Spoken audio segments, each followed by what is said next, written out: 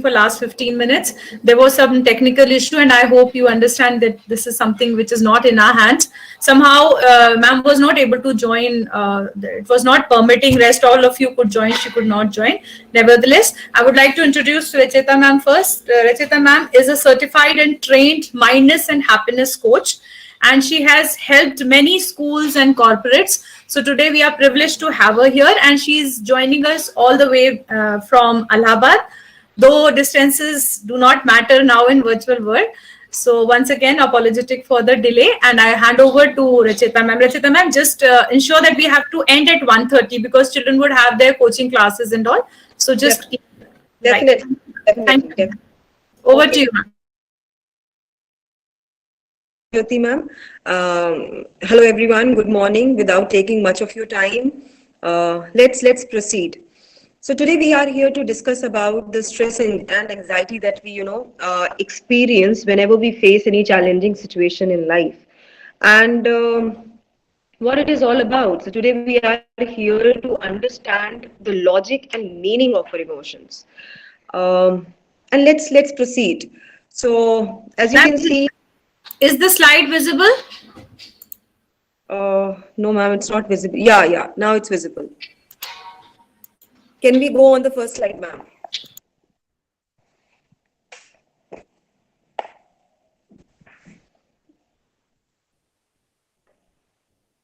Second one, I suppose, the bare one. Okay, so I want each one of you to spend a good 1 minute with the picture, and just let me know that what comes to your mind when you see this picture. You can please unmute yourself because I am joining from phone, so I won't be able to see your chat. But would like to hear from you. So, can any one of you would like to answer? Please unmute yourself and just answer. So, what comes to your mind when you look at this picture? Instantly, without Anger. about it a lot. Anger. Anger. Okay, so Chetna says anger. Who else? Aggression. Aggression. Okay. What else? Anger, aggression. That's it. What else? Want to fight. Want to fight? Yeah. What about fear? Yes, the fear which wants them to tackle back with anger. Okay. Okay. Yeah. But then that would be that would be as our reaction to this scene, right? Like I'm talking about what is the bear showing to us. So it could be anger or Yeah, exactly. Very Yeah, good. but Very then good. So I just want to know, I don't want to know where the interpretation. I want to know your interpretation, that what comes to your mind when you look at this picture.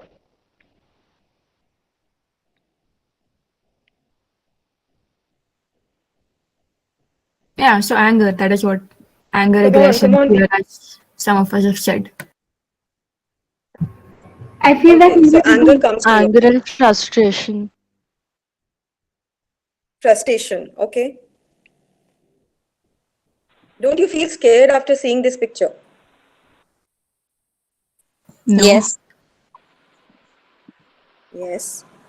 When you To be look at very it honest, closely, it, yeah, I just see yeah, a Shauna. heart shaped face bear.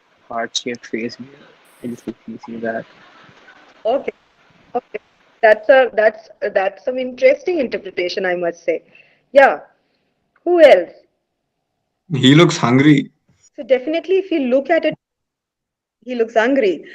In the previous batch, somebody told me that he must brush his teeth. They look quite dirty.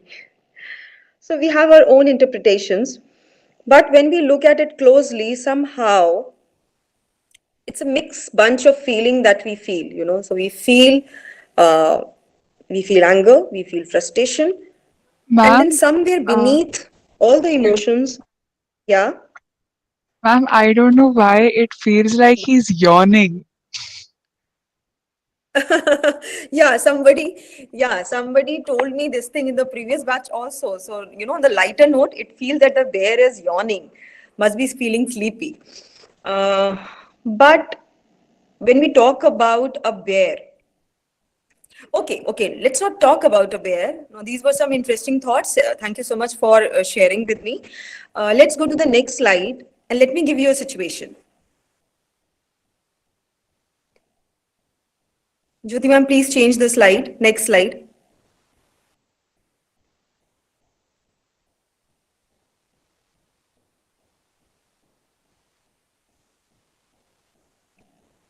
Okay, fine. Maybe Jyoti ma'am is not able to listen to me. No, ma'am, it's changed. In the meantime, what all you have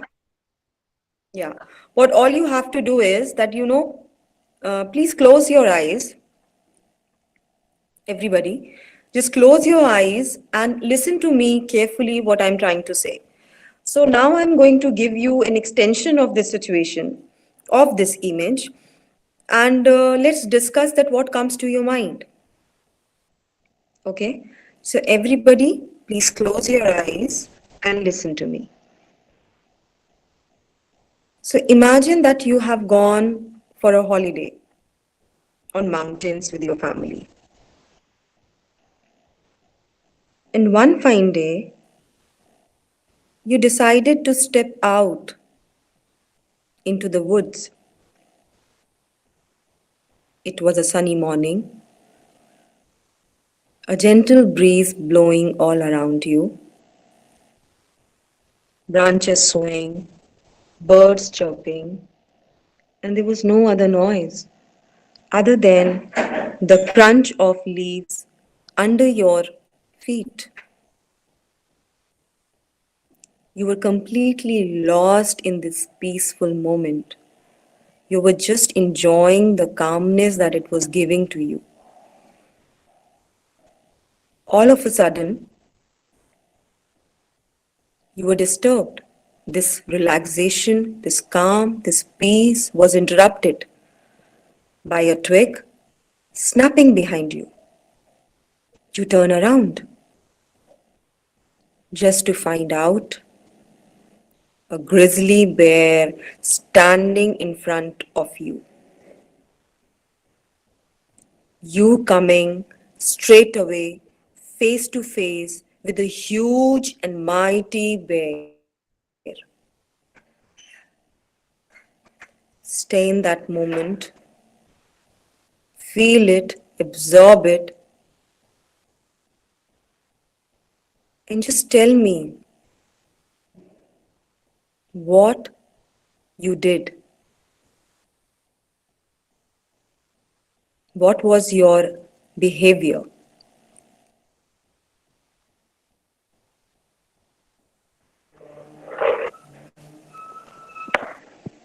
So take a moment, and whenever you are prepared, come back so that we can discuss.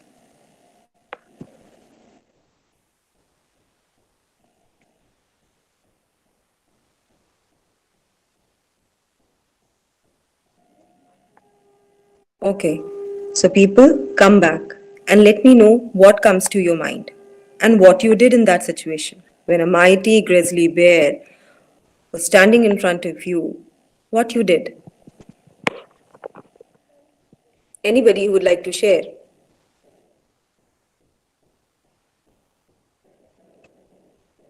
Who would like to share? Even though it's something stupid to do in that moment, since I would be afraid, I would run.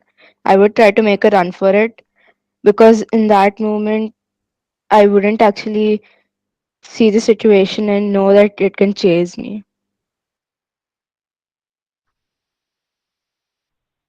Absolutely, absolutely. Boys and girls running out of money. I want to share with you, and I'm sure you would like to know. Who would like to share next? So she says that maybe it sounds a little funny, but I would like to run away. Yeah, so somebody was typing on a lighter note. What?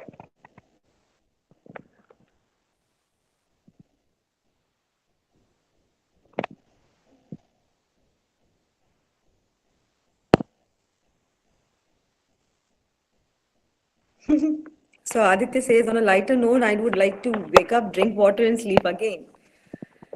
Good one. What else? What else coping behavior? I mean, not coping behavior. What will be your behavior once you come across that mighty bear in front of you? Come on. Honestly, the first thought that came into my mind was panic and probably the possibility of me not surviving. But then, like someone said, I would try to run because that's the only thing I can do. I can't just stand there because if the bear will approach me if I just stand there. So I have to run from that place.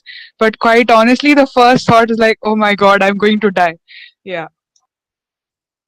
Yeah, yeah, that makes so Maybe much sense. You know what if we are happens? not actually encountering a bear, we would know that running is not going to help at all. We might actually fall into deeper trouble by it chasing us. And if we're not actually in the situation, we might have ideas about playing dead.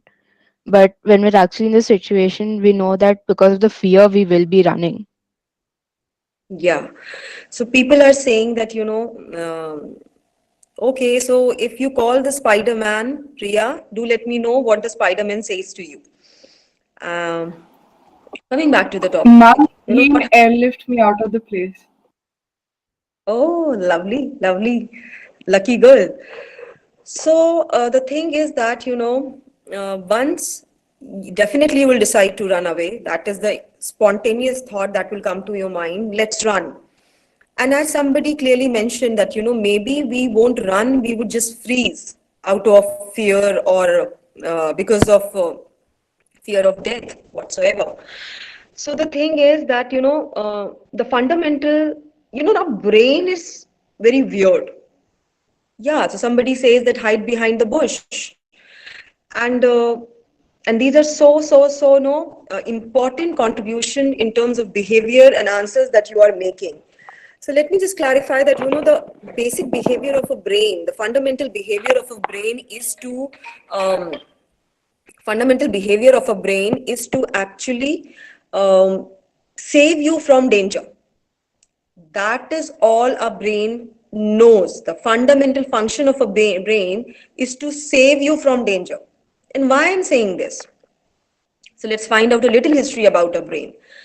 Actually, a brain was developed in time which was very different from today. So it was developed in the time of hunters and gatherers. It was developed for the Homo sapiens, somewhere 2 lakh years ago.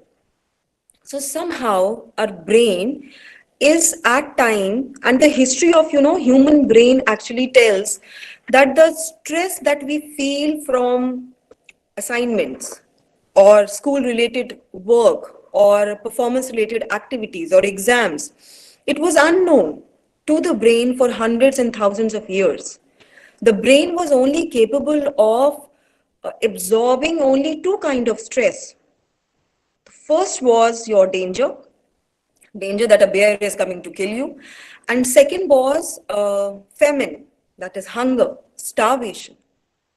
So the entire body system, the entire life cycle was surrounded around feeding and saving your body and yourself. So somehow our brain was not able to understand what is the difference between stress and danger. And no matter, I would also like to say that, as quickly as the society and science developed, somehow it was more quickly than the evolution of our body and brains. So at times what happens is that our brain is not able to keep up with what is happening around our environment. You know, we don't understand because the same part of your brain that interprets the danger that you will be killed, it also interprets the stress that you feel when you're doing your maths assignment or you're doing some physics problem or questions or a formula on chemistry. Anything that is a little complex. Your brain is not able to bifurcate between the two. And if it keeps happening to you, your behavior, your response to stress, it becomes more and more stronger without even realizing it, because your brain keeps sending signals to your body that is important that you keep yourself safe. So just like 2 minutes back, when people were saying that I would run away, so somebody said that no, maybe I will freeze, and somebody would say that no, maybe I just shout. Like in the previous batch, somebody said that I maybe I will just keep jumping out of fear. And let me ask you that when you choose to react the way you react, does that come to you automatically, or some amount of thinking goes into actually adopting that action or behavior? So when you decided to run away, does that came to you naturally? You simply ran away without even giving it a thought, right? Yes. Yes? Yes. You will just run away. You will just run away whenever you are in danger, whenever you face a challenging situation. It happens to you naturally. It comes to you naturally. And why it happens so? Because, when a bear is there, if you choose to encounter that bear, if you choose to just face that bear, that mechanism, that behavior is called fight coping mechanism. Jyoti ma'am, we are not able to see the slides. Somehow I'm just going on. So it is, the first thing is that, it comes to your mind. The first mechanism, coping mechanism that Ma'am, comes just to a your minute. mind is, Ma'am, can't you all view the PPT? no, We can I'm see not able it, to view ma'am. the. We can see Ma'am, it, it's We ma'am. can see there. it, ma'am. I can see it in the. आपको mobile में नहीं दिख रहा है? You keep telling me I'm doing it. I can see in the YouTube live streaming. I can see. Now I can see No, it. right now I'm not. I'll tell you. Can you see it now? Yeah, Ma'am, we can yeah. view So it. please go. You tell me Okay, the so number. please I'll go on go the to that. go on the brain slide, ma'am. I can't see the number over here. You please go on the brain slide. I'm there, ma'am. Just a minute. I'll mute myself and I'll present again. Okay.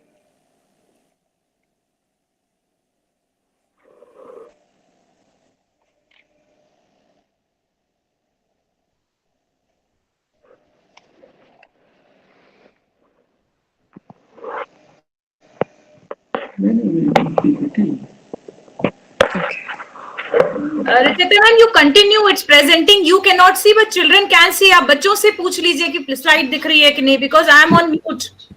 No, we are able to see, ma'am. I suppose we are able to see. Yes, ma'am. It is visible to them. आपको नहीं दिख रहा है. Probably आपका आज technical issue है इस वजह से. You Yeah, continue. maybe, ma'am. Okay, maybe. So I'm why it presenting the happens? brain. I'm presenting the brain slide. Okay, great. Thing is Yeah, that we can once you see are the slide, ma'am.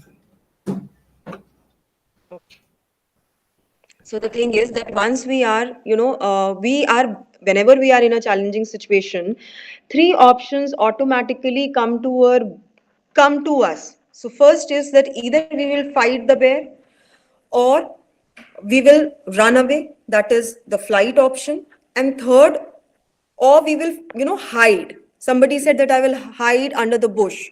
So we'll hide somewhere behind any branch or tree, or so that option is called freeze option. Or I'll become numb. So I don't know how to react. I'm just numb. I can't make out, what to say, what to do. I'm just numb. So anytime you face that challenge, these three options comes very automatically to you. It comes very naturally to you. And why it happens so? Let's try and find out. What are the parts of the brain that is responsible for this absorption and understanding of stress, anxiety, challenge, and safety? Let's find it out. What is the meaning behind it? Why it happens? What is the logic? So basically, our brain is divided into three parts. So the first part is called brain stem, or it is called your survival brain.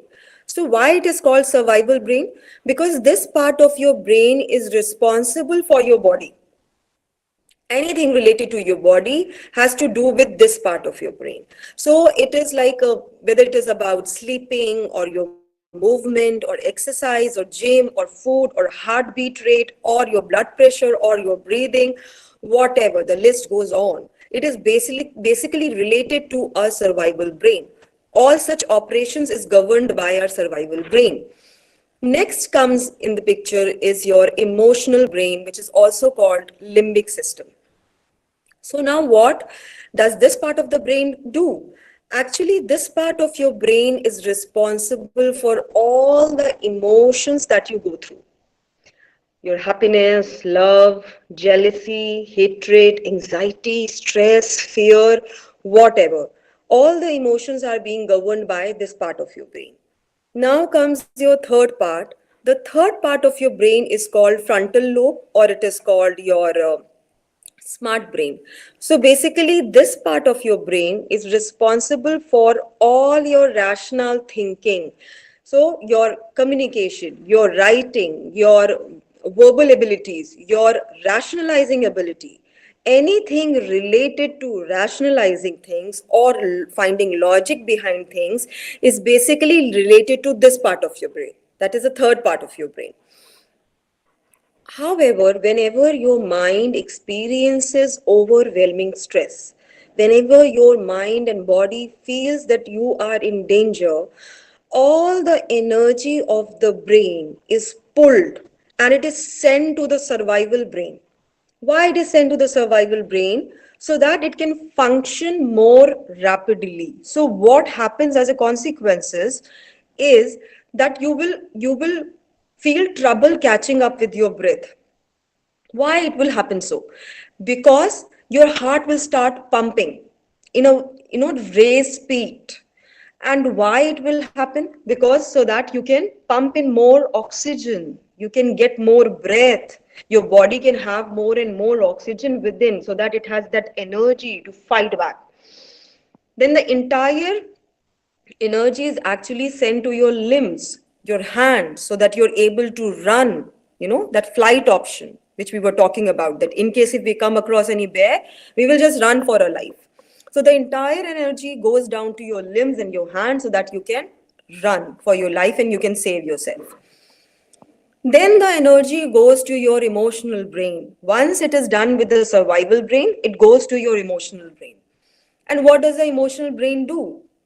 So basically, emotional brain, as we know that it deals with the emotion, it actually helps you to respond. It helps you to decide because emotions basically tells you the gravity of the situation, the gravity of the behavior that you are supposed to take. So emotions play a very important role, and which is why the leftover energy will be directly sent to your emotional brain. The third part of your brain that is responsible for logic and reasoning. However, it gets shut off for a time being. So, and it's just not your smart brain that gets shut off. It gets shut off because whatever energy is used by the smart brain is actually can be taken and used and absorbed by your survival brain and your emotional brain. क्योंकि तब वो priority पे आ जाते हैं, उनकी ज्यादा जरूरत होती है. And what happens as a consequence that not only your smart brain shuts off, rather it sends a signal to your nervous system also. And the nervous system, what does it do? It consequently starts shutting off all your bodily functions which are immediately not related to your survival. So it will shut off your reproductive system, it will shut off your immune system, it will shut off your digestive system, and the list goes on. So the energy that is being used by the survival brain and the emotional brain is actually provided by your smart brain. And which is why it happens, and you must have experienced it also, that when you are in anger, when you are experiencing some frustration, you are not able to focus. Has it happened to you? Have you experienced it? Yes or no?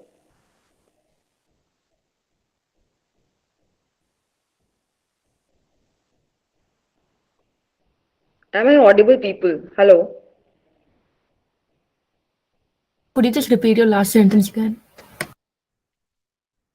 I just said that, have you experienced it? That when you are angry, you are feeling frustrated, you are not able to focus. Have you experienced it? Yes, ma'am. And now you know the reason that why it happens. Because whenever you are in a challenging situation, your smart brain shuts off. Because why it does so?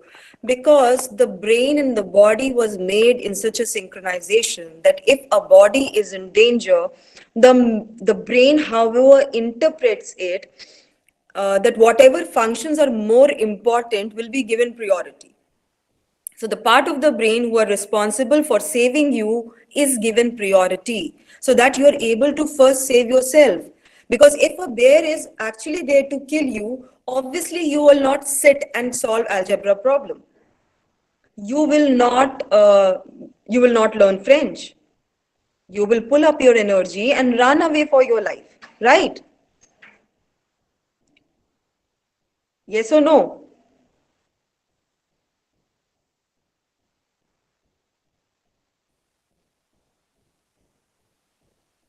Okay.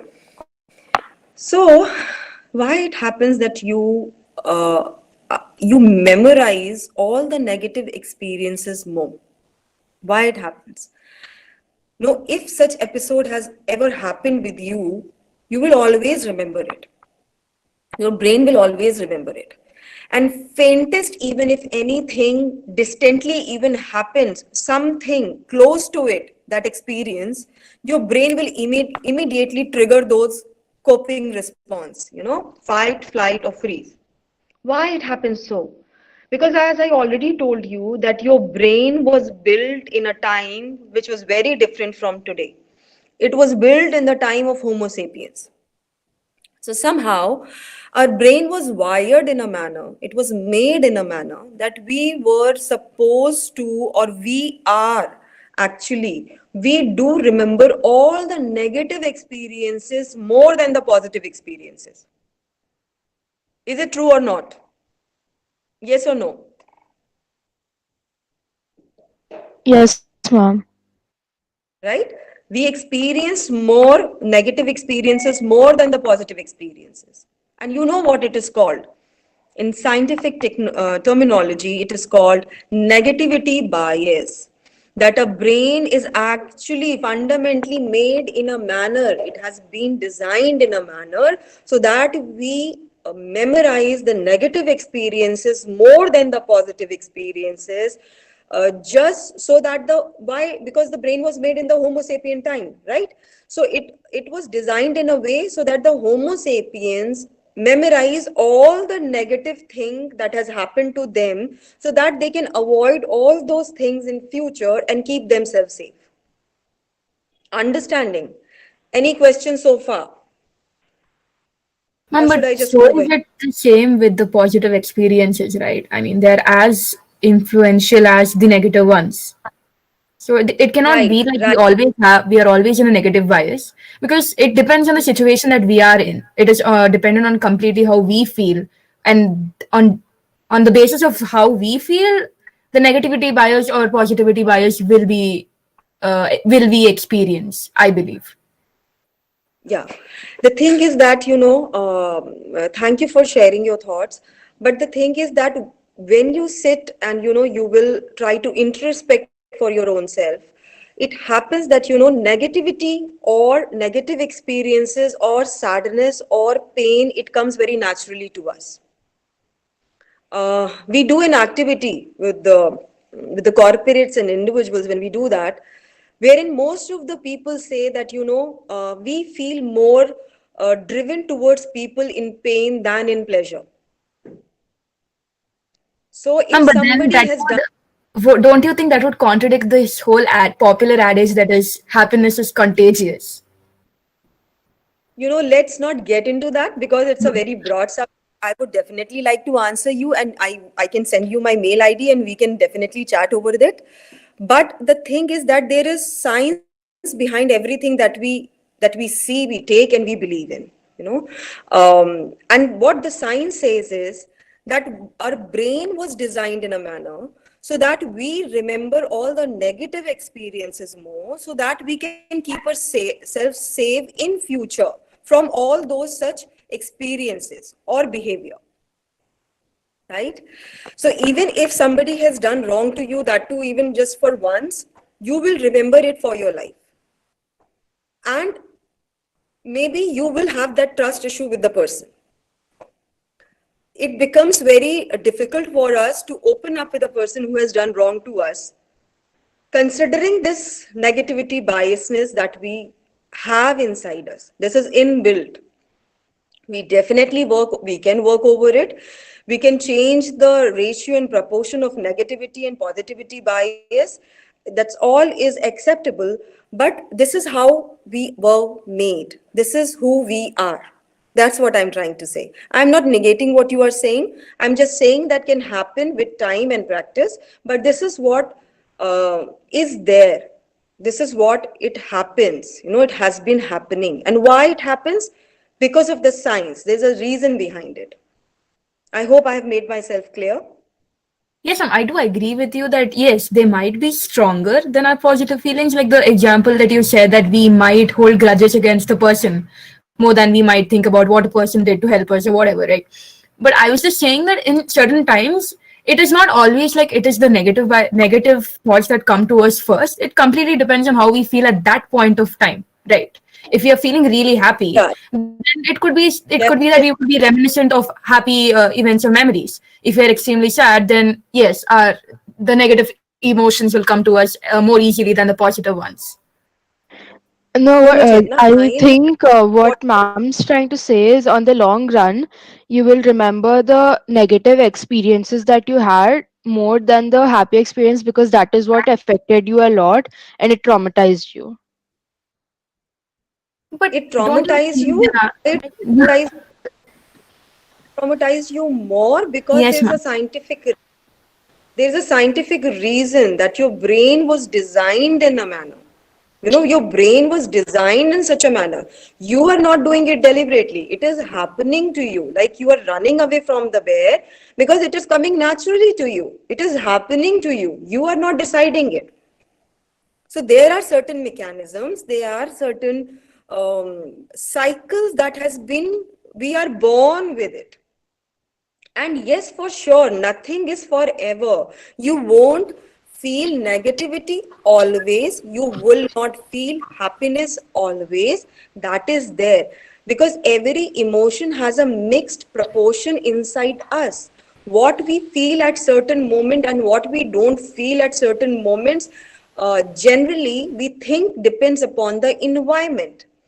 But the science and the practice and mindfulness says that you actually govern it, supervise it with certain tools that is being given to you. And then you can change the ratio of your feeling irrespective of your environment. So that is another thing, Chetna.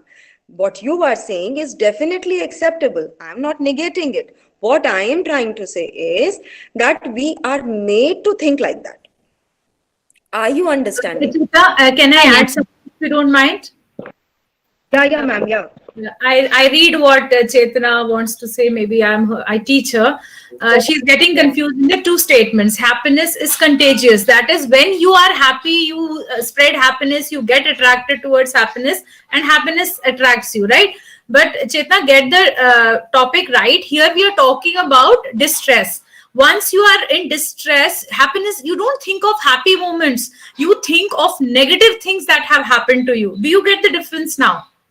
yes, ma'am. That is what. So when we are distressed, negative emotions come to us easily, right? And That is also, if you sit, what ma'am is saying, if you sit and think, right, and if you sit and think, you will think of negative emotions will strike you first than the happier moments.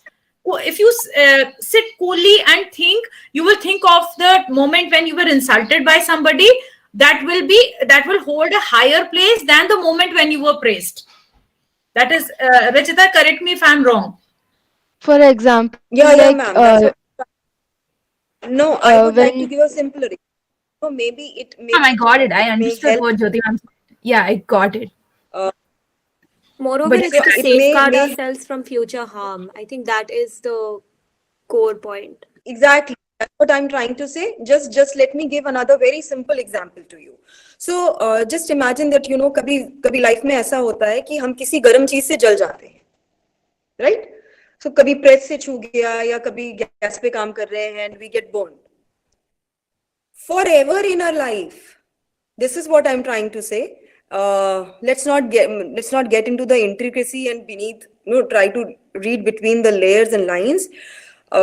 Just let's try to understand it superficially. So once if we get hurt from some source, be fire, be water, be anything, if we get hurt, whenever next time we are going to get in touch of that source, or we not in touch, even if we get close to that source, automatically there is a mechanism, there is an intelligence that is going to make me beware of the result that I must have faced in my past.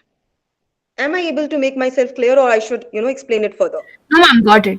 Yeah, completely all Okay, right, so ma'am, got it. just that, it's just that, Chetna. It's not about, no, yes, happiness is contagious and so is negativity. Emotions are contagious because what are emotions? Emotions are energy in motions. That is, what you are feeling is capable of just going away. Its true nature is to just always be in flow. So if somebody is angry in home, you will see that by the end of the day everybody is feeling a little upset about it. And if somebody is happy at home, you will see that by end of the day everybody is feeling a little good about it. So yes, emotions are contagious. Happiness, sadness, distress, depression, everything is contagious because emotions fundamental nature is to flow. Yeah, ma'am, that was my point. Ma'am, you Emotions are a flow. mentioned Exactly. Ma'am, you mentioned Yeah, being drawn to we people have. who are in distress. Could you please explain what you meant by that? Yes, ma'am, that one point. Yeah, Yeah. yeah, Ria, can you come again? I haven't heard that question. Ma'am, you mentioned a natural tendency to be drawn to people who are in distress. Yeah. So just let me ask you. Let me give you a situation. That if on one Sunday morning you go for a walk, and while walking you come across a child who is very happy and jovial and jumping with joy, singing and dancing and doing so many stuff. The question is that would you be pulled towards that child, and would you be, even if you are in hurry, would you like to just go to that child and ask her that, what is making you so much happy? Why are you so happy? Can I help you with something? What has made you so much happy? Would you feel that urge of reaching out to that child and asking her these questions? You may feel happy about it. That particular sight of a child having fun will give you happiness. That is there. That is a very natural thing. But that urge, that inherent pull, that urge to reach out to that child and ask her that, what is happening with you? I mean, why are you so happy? Ma'am, Will but this it come also naturally? depends on how I am feeling, right? So if I'm just as distressed as the No, other let me, person, I don't think I'd be drawn towards them. yeah. Now let me give you another situation. So while walking, you come across another child who is all distressed, suppressed, in pain, crying profusely, lost in her thoughts, looking miserable. Now, my question to you is, would you feel that inherent urge of reaching out to that child and asking her the same set of questions? Yes, ma'am, definitely. This is what I was trying to say, that we are made in the manner that we have this volatility, we have this inclination, we have this connection with pain, more with pain than pleasure. Happiness doesn't come very naturally to us. Reasons are many. Maybe if Jyoti ma'am can, just organize one session on happiness, I would definitely like to discuss that. Maybe today is not that platform. But yeah, I would like to just wind up saying this thing that happiness doesn't come naturally to us, despite the fact that happiness is my fundamental nature. I was born happy, but still I get driven and drawn more to pain. The reason is this negativity bias, the experiences, the experiences that bring pain, that bring distress, that bring anxiety, is they actually become like a teacher for us for life. They keep reminding us, they keep that intelligence, keep poking us that, beware. Beware, you fell from here last time, so just beware. And you will be extra cautious while walking through that gully, while walking through that path. Oh, I did that last time, I got hurt. No, this time I should be beware. That intelligence I'm talking about. Okay? Yes, ma'am. Okay, great. Great. So where was I? I was talking about that when we are negativity bias. So I was talking about that why this negativity bias was given to us, why we were made like that. We were made like that because when we were Homo sapiens, in the form of Homo sapiens, brain was developed during that time. This intelligence was given to the brain that once you get hurt by something, beware of all the sources that can bring the same experience again. So, and how can you avoid it? So this was why this negativity bias was given to us. And let me ask you before I proceed that, how many of you have experienced this coping mechanism in your life of fight, flight, and freeze in your actual life? Can you just narrate one or two experience? Anybody would like to share that when they actually came across that, experience of fight or flight or freeze, numb, they became numb. They knew nothing, what to say, what to do.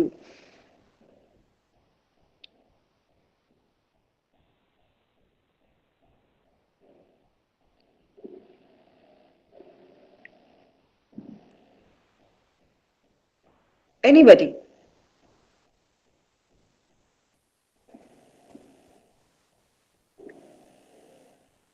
Come on. Anybody would like to share? Ma'am, one time while I was walking, I Hmm. I am attracted to snakes a lot, but during that time, since I was really small, I used to be afraid of them. So this one Okay. time, I passed by a snake. I thought it was Hmm. dead, but it was alive and it started wiggling towards me. So Wow. surprisingly, I did not run. I just froze there and I didn't know what to do. So I think that's one of my experiences. Yeah, even I can, I resonate this experience so much. So what happened was that my son was around 3 years or 3 plus years, 3.5 years, I suppose. And so he was playing in the lawn. And, so how was it that lawn was just near to the main gate? And then my house is on the road, main road. And somehow, in a in the flip of a second or blink of an eye, I don't I don't know how my son actually ran away from the lawn to the main road, and everybody was shouting, and it's a busy road. So everybody was shouting that, catch hold of him, catch hold of him. And I knew that he was running, but I was completely numb. I stood like a stone over there.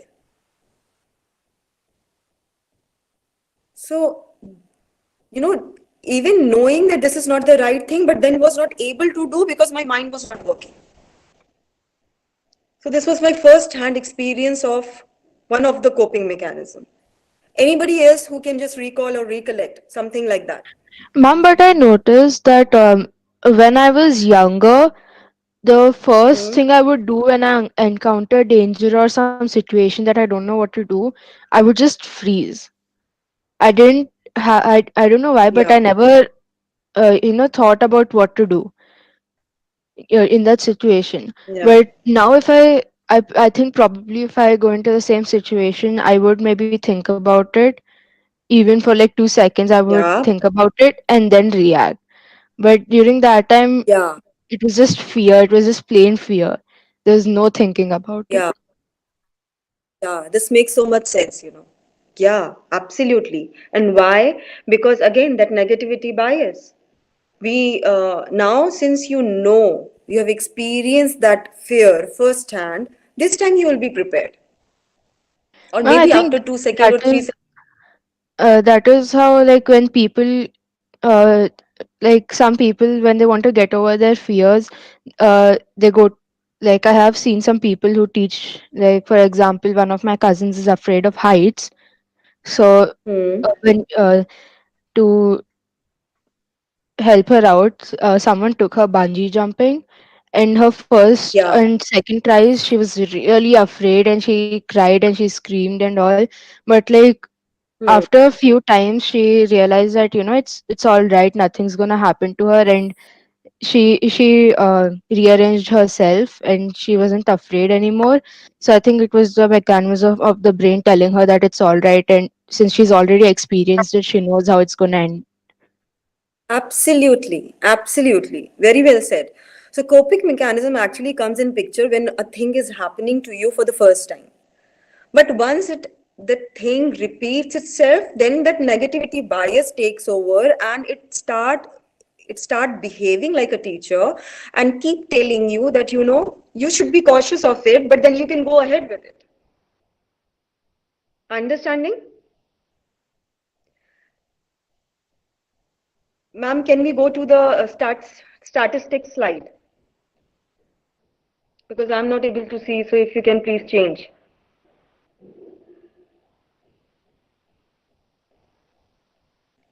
People, are you able to see what ma'am is showing? Because I can't Yes. see. Yes, ma'am. Okay. Okay. So the basically the anxiety or the distress or the stress we are talking about, we have taken so many real life examples while discussing this. But the thing is that I would also like to uh, share some more examples of real life situation and reasons of stress and anxiety that we face. So it is just not when we face any snake, or when we get burned or things like that, only when we feel challenging or when we see that coping mechanism coming in front, or surfacing up. In fact, stress from school assignments, stress from taking exams, anything related to performance related activities. It has been seen, it has been authenticated that it is the source of grave stress for adolescents' life. And just to authenticate what I am saying, I would like to present you with some data. So basically, a research work was done in Jaipur, and it was find out that that a month before an exam, only 13% of students were found under anxiety and stress. Somehow, this number rose to 82.2% just before a week of exam. Another survey was done, or a research or study was done in Tamil Nadu, where 100 people, 100 students participated, and some of them were boys and some of them were girls, and some of them were from 10th grad and some of them were from 12th grad. So, what happened is that, they participated in this study, and this research was done by Westside Test Anxiety Scale, and the result says that in fact more than 50%, in fact all the students were under stress for that matter, but more than 50% of the student were under grave stress and anxiety, and these students were from 12th standard, 12th grade, and those were, most of them were boys, not girls. So this was a study that was carried in Tamil Nadu. Another gut-wrenching study was done in Tamil Nadu, and by National Crime Records Bureau, And they have actually gone forward and declared Tamil Nadu as one of the state having the highest ratio of suicide cases of youngsters, and part of which actually happens because of exam stress and exam anxiety. It is because of this, it is this real, it is this grave, and it is important that we understand our anxiety. We understand the reason behind our anxiety and how it feels in our body. So, ma'am, can we go on to the body sketch slide? And we can see it. Okay. So, when you feel anxious, how your body tells you that you are feeling anxious. And next time, how can you just, identify it that, okay, something is not right with me. So you will feel dizziness, you will feel headache, you will feel a pumping heart, you will feel trouble concentrating, you will feel trouble sleeping, excessive sweating, sore throat and muscles. So these are the some symptoms that you will come across when you are feeling anxious. So this was just one part of the question, that when you feel anxious, how your body is going to respond to it. How your body communicates to you that everything is not fine with me. The good part is that once your mind calms down, once your mind feels that your body is safe, it actually send the signal to your body that everything is fine, and everything goes back to your brain, normal to your brain. Within your brain, everything goes back normal to normal. But the question, however, the first part of the question remains unanswered, and that is that why we feel anxious. What makes us feel anxious? And before I, take you through the next slide, I would like to hear from you. What makes you feel anxious?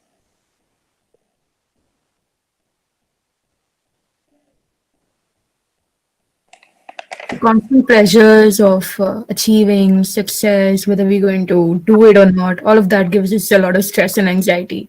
And with the competition rising ever increasingly every day, it just gives us a lot of stress. Are we going to do it or not? Right. Currently, college entrances and cutoffs, I think. Okay, okay. What else? What else makes us anxious? Okay, so let's do an activity and take a poll. Ma'am, can we go to the poll slide? Next slide.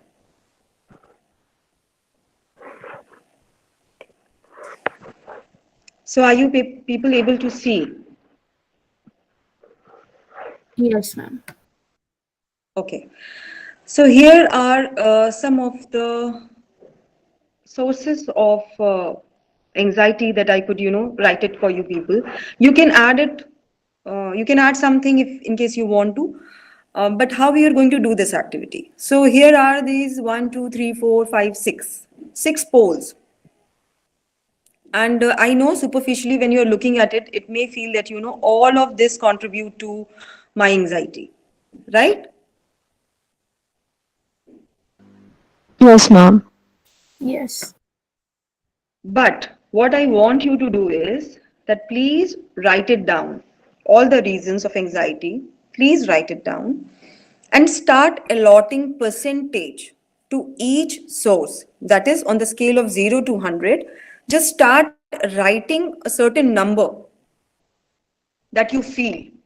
So maybe lack of preparation, I feel it is like, for me, it is like 20%. For self pressure, I may feel a 40%. Parents pressure, I may feel somewhere around again 40%. So each component has to be allotted certain percentage on the scale of 0 to 100. Am I clear? You have two Yes, minutes ma'am. to do.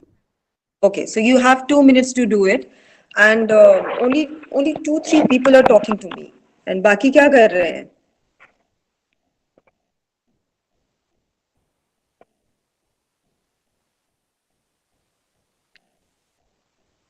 Ma'am, I have one query. Do we Yeah. have to allow the percentages? I mean, do we have to divide the 100% into No, no, subcontexts or just no. We okay? don't have to anything in terms of calculation. We simply have to allot numbers. So in case percentage is a little complicated, let's do it on the scale of 0 to 10. So what do you feel that where do you stand on the scale of 0 to 10 as far as anxiety is concerned related to this reason?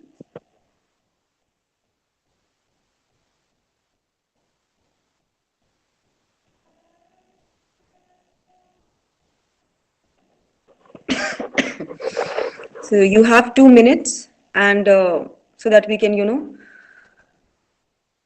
move ahead. It's already 1:15 and I would like to complete it. So are we done?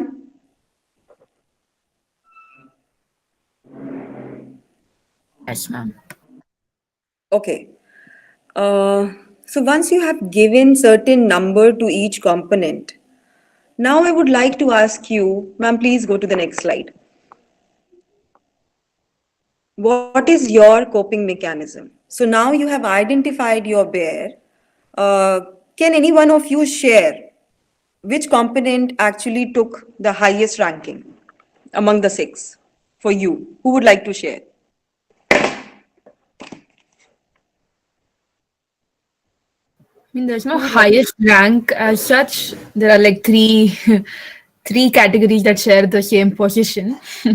So lack of preparation 40%, self pressure 40%, and result pressure 40%.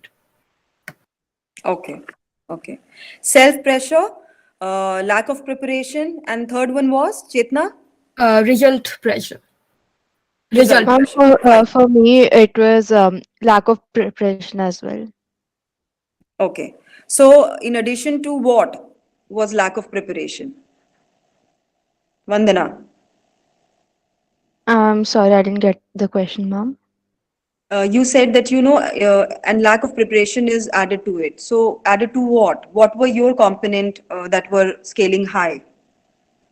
Ma'am, it was parents' pressure and self pressure, and then lack of preparation. I think these were the highest ones for me. Okay, okay, okay. Fine. So now, since you For have a, for yeah. me, ma'am, it's mostly even though I have prepared when I sit for the exam, I feel like I've not prepared enough. And once I write the exam, I become overconfident. So I don't think I have result pressure.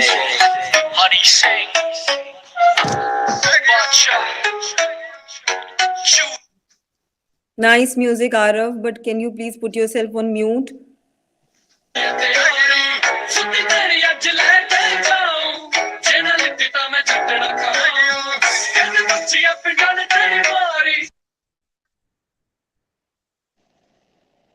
Okay. So now, since we have more or less identified a bear, can we also, are we also able to find out what is our coping mechanism of dealing and addressing that bear? Which mode we are operating? So are we fighting it out, or we are flighting it out, or we are just, we are frozen. We have no clue.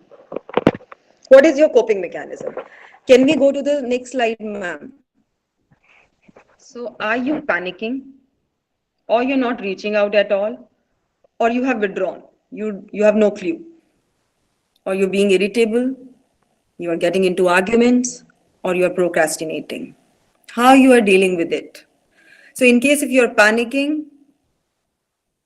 you are on flight mode. You're not reaching out at all. You know what is the problem. You have identified your bear, but you're not able to reach out to it. Then again, flight mode. If you have withdrawn, again flight mode. Being irritable is a combination of your flight and fight. Argument, fight. Procrastination, flight. So what do you think? What is your Ma'am, behavior? procrastination would be freeze, right? Procrastination is delaying. So it's like running away from things. Okay, flight. Okay. So what do you think? What do you think that what is your coping mechanism, how is it operating, what is your coping behavior. So you have identified the where. Now how you're choosing to deal with it unconsciously. Come out with your current behavior. uh, we Isolation, can come up with withdrawal. I'm what task oriented. desired behavior. Right now, let's just jot out our current behavior. We can definitely go to our desired behavior. Yeah, Vandana, what were you saying? Ma'am, for me, it's isolation, withdrawal. Okay okay okay Who else?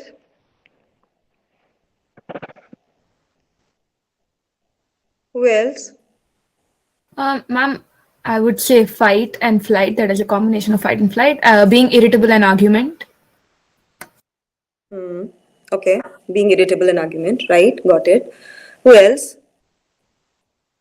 I'm only talking to two-person. What rest 30 are doing?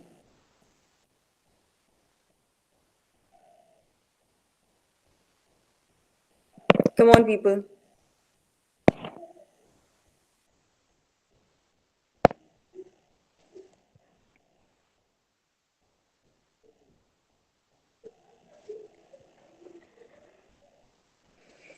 Okay, let me ask you a question that whatever behavior, or let's take a pause and let's find out. Sorry. Let's find out that what we value in life. So let me ask you that, ma'am, uh, ma'am, please go to the next slide. Let me ask you that what you value in your life the most. What do you value in your life the most?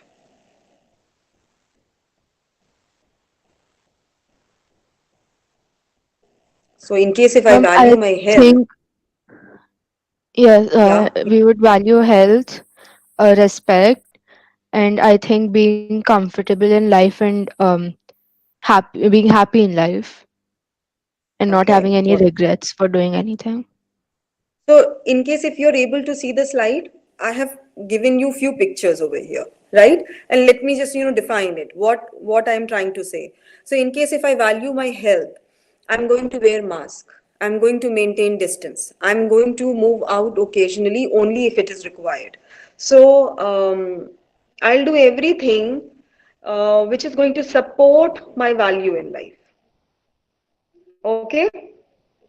So in case it happens with you, that everybody is advising you. So your teachers are advising you something, your parents are advising you something, but then you choose to listen to that particular person, maybe your friend, because you value that person the most. So if I ask you that no, you have to sit down for studying and you have to study late night and you have to finish this much of syllabus, you may or may not be able to do it. But once it is your best friend's birthday, once it is your parents' birthday, you will make it a point that you are up till midnight so that you can wish them and you are the first person to wish them. Why? Because you value that relationship. Are you understanding? Now, from this perspective, I want you to find out, or just two, three values that what do you value the most in your life? Family, health, nature, recognition, success, money, friends. Ma'am, I would say all the pictures that are in the slide. I'm sure, just like the bear, values also may seem that, I want everything. But then again, you have to pinpoint. You have to just find the ones who are scaling highest on your scale, ranking highest on your scale. So, one, two, three thing that you feel, yeah, this is something that I most. Mom, for me, if I would actually define what I would like to, experience as a grown up, I think, you know, experiencing that I'm really happy and, I know the meaning of life and it's just feeling good about myself and not knowing any more stress and helping other people. I guess it's somehow money is, I don't think in my life I would fall behind money. Weirdly, I Hmm. wouldn't do that. But I think feeling good about myself and living my best life. That's a beautiful version. Nice to hear that, Vandana, and I wish you all the luck. And I feel that, I wish that you achieve that. Thank you, Who ma'am. else? Who else? As a student, what you feel that you value the most right now? As a student, I would say success, friends, and family. Okay. Success, friends, and family. And when I say, let's let's let's take it like this. So if I say that I value my parents the most, right? So I'll do everything that is going to make them happy. I'll see to it that they're comfortable. I see to it that they are involved, they're included in every important decision of my life. And how can I support them? So I am going to surround and I'm going to absorb all the behaviors, adopt all the behaviors that is going to help my parents, that is going to nourish this value of mine. Understanding? Are you people understanding? Yes or no? Yes, ma'am. Okay. So when you say that you value certain thing in life, right? If I say that what you value the most as students, so somebody said recognition, success. So when you value recognition and success the most, why lack of preparation is existing as a bear in your life? And why you are coping with that bear through irritability and argument or procrastination? What do you think? That will you ever be able to achieve your value through this behavior, through the current set of behavior? Will you be able to ever achieve your values in life with the current set of behavior that you have? So if you value marks, if you value rank, if you value recognition, so will you be able to achieve that recognition, that marks, that ranking with procrastination, with withdrawal and isolation? Would you able to be managed? Would you be able to reach out to that value of your life? No. And the stress and anxiety that you feel, what is the definition of happiness? Since I'm a happiness coach, I can safely say that, whatever my journey has been, I have yet not concluded what happiness is, because it's a very, very broad subject. Every day is a new discovery. But whatever I have learned so far, I can share with you that, what is happiness. Happiness is when your situation in life, your mindset in life, and your inner well-being in life is in sync. So that is what you want in life. How you're working towards it, your behavior towards it is in sync. That makes you happy. And if it is not in sync, it is going to make you feel anxious. It is going to make you feel stress. So when I say that I value this thing, and I do something different. So I want something, but I am doing something completely different. Anxiety and stress is an outcome. Happiness won't be. Are you understanding? So in case if I feel that my bear individually is self-pressure, and how I'm dealing with it, what is my current behavior? So my current behavior is, say, procrastination. So after this workshop, I have understood that through procrastination, I will never be able to achieve, or I will never be able to work on my self pressure. I will never be able to get rid of my self pressure. What else I can do? What else I can choose as my coping behavior? Let me give you an example. Ma'am, can we go to the next slide? Next slide. That is prepare your blueprint. I'm sorry for that noise. Prepare your blueprint. We can see it, ma'am. Okay. So here I've given you one example. Like if I say that, I say that I want to get good marks, but then I'm procrastinating. So maybe I'm procrastinating, and how can I work on my procrastination? By being consistent, right? And why I'm not being consistent? Maybe because I don't like that subject. Maybe because I just don't want to deal with it. I just don't understand it. So, what is the way of dealing with it? Dealing with it, how can I beat procrastination?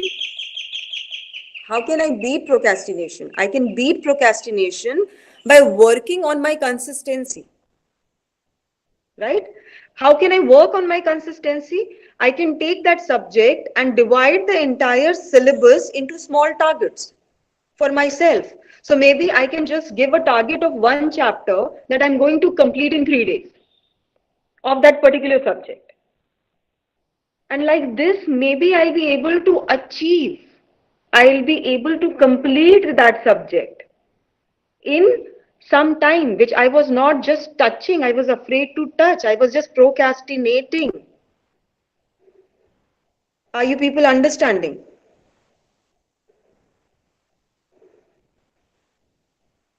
Or, Yes. right? So, Chetna, for instance, ma'am, can we go on to the next slide, Jyoti, ma'am? Can you people see these life values? List of life Yes, ma'am. values? Okay.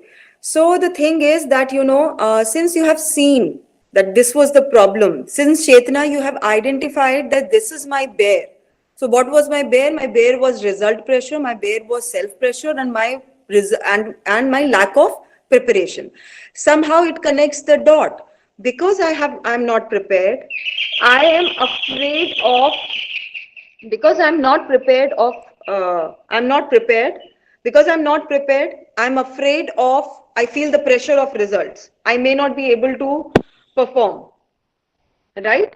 I may not be able to deliver. But ma'am, And sometimes it's just that even though you prepared very hard, you just have a question inside you that is it enough for writing this exam that's coming up?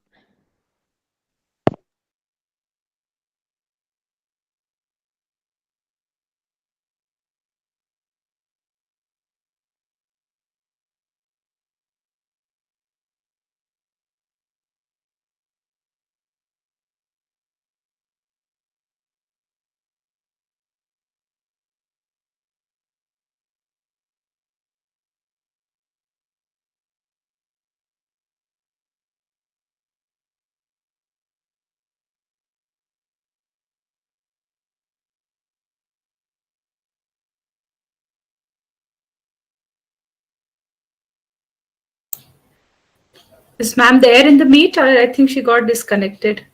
Mom, she has left the meeting. She'll join back. I think she's almost done. Let me speak to her.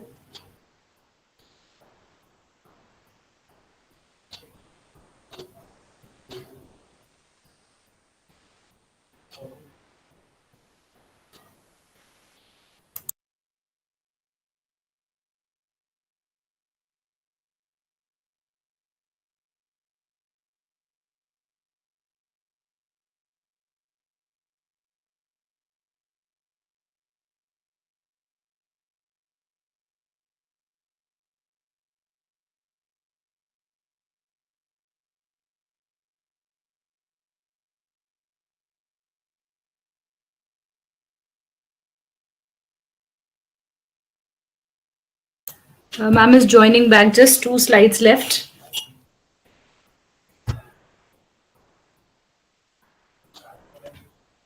She has huge internet issues today.